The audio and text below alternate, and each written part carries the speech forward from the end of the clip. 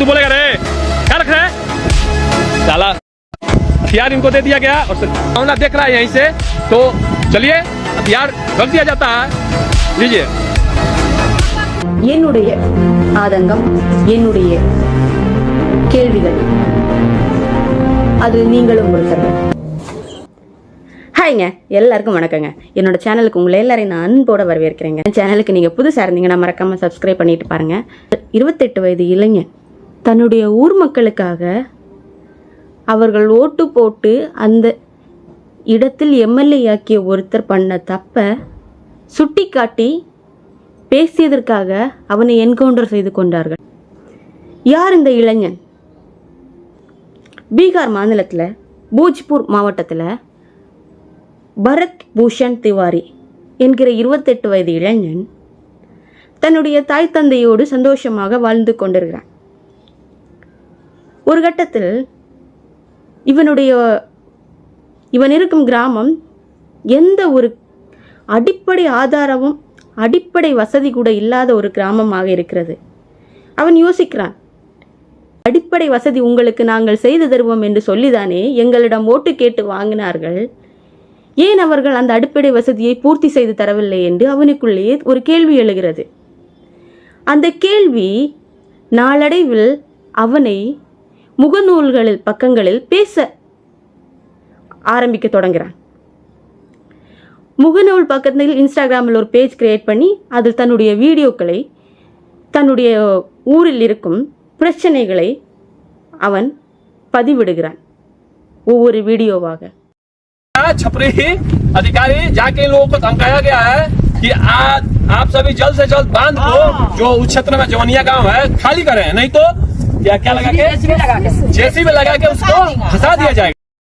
இதை பார்த்து கொண்டிருந்த இந்த மாதிரி சின்ன சின்ன அங்கே நடக்கும், அவனுடைய கிராமத்தில் நடக்கும் சின்ன சின்ன அடிப்படை வசதி, கழிப்பறை வசதி, அங்கே மெயினாக இருந்தது விளைநிலங்களில் தண்ணீர், ஆற்றில் உள்ள கரை உடைந்து தண்ணீர் வருவது, அதை சரி செய்து தருவோம் என்று ஓட்டு கேட்டு வாங்கி எலெக்ஷனில் எம்எல்ஏ ஆயிருக்காங்க, ஜெயிச்சு.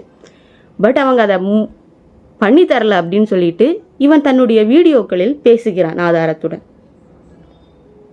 ஜஸ்ட் அவன் வாய் திறந்து உண்மையை சொன்னதற்காக அவனை என்கவுண்டர் செய்தார்கள். ஜூன் 17 அன்று அவனை என்கவுண்டர் செய்தார்கள். அவன் கூட நினைத்திருக்க மாட்டான் நான் உண்மையை தானே கூறுகிறேன் என்று. நல்ல ஒரு துடிதுடிப்பான சுறுசுறுப்பான ஒரு இளைஞன். தன்னுடைய வாழ்க்கை இவ்வாறாக முடியும் என்று அவன் துளி கூட நினைத்திருக்க மாட்டான். அவனிடம் போலீசார் விசாரணைக்காக வருகிறார்கள். பார்த்து பாருங்களேன்.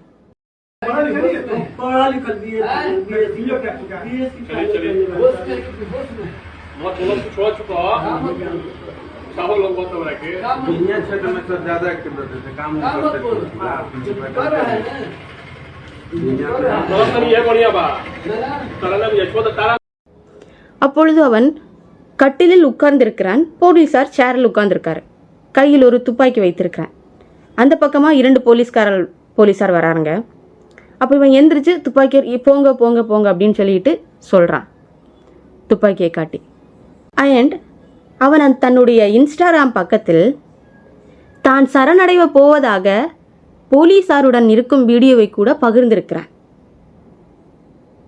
என்னை அரெஸ்ட் பண்ண வந்திருக்காங்க, ஃபர்ஸ்ட் முடியாது என்று அவர்களை அனுப்பிவிட்டேன், திருப்பியும் வந்திருக்காங்க, நான் சரணடைய போவதாக அவர்களிடம் சொல்லி என்னை அரெஸ்ட் பண்ணுறதுக்காக வந்திருக்காங்க, நான் சரணடைகிறேன் என்று வீடியோவை இன்ஸ்டாகிராம் பக்கத்தில் பதிவிடுகிறான் அந்த இளைஞன்.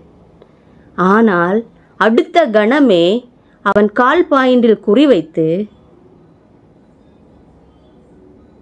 அங்கே சுற்றி இருந்த போலீஸ் அவனை சுட்டு அவன் கால் பாதத்தை, அதாவது முட்டிக்கு கீழே குறிவைத்து அங்கே சுற்றி இருந்த எல்லா போலீஸ்களும் அவனை சுடுகின்றார்கள்.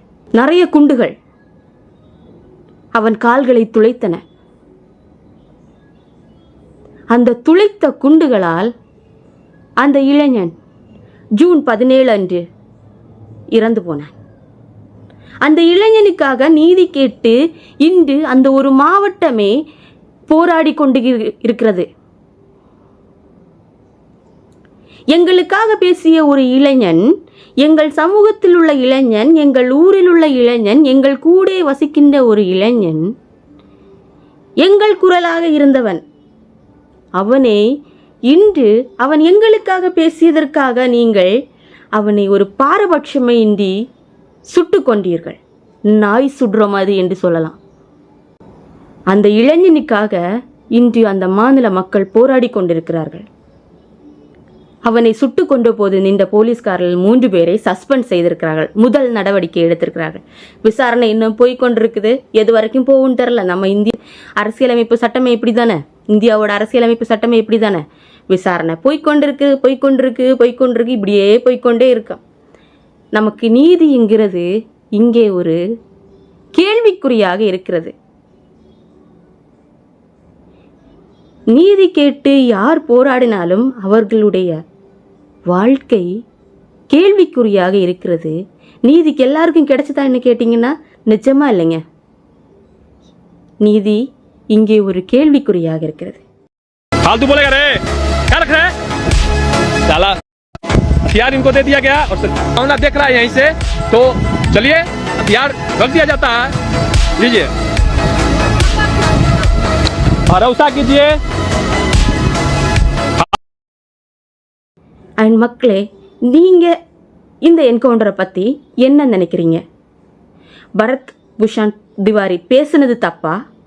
அவன் பேசுனதுனால் அவனை என்கவுண்டர் செய்த காவல்துறை தவறு செய்தார்களா என்று உங்களுடைய கருத்துக்களை மறக்காமல் கீழே பதிவிடுங்கள்.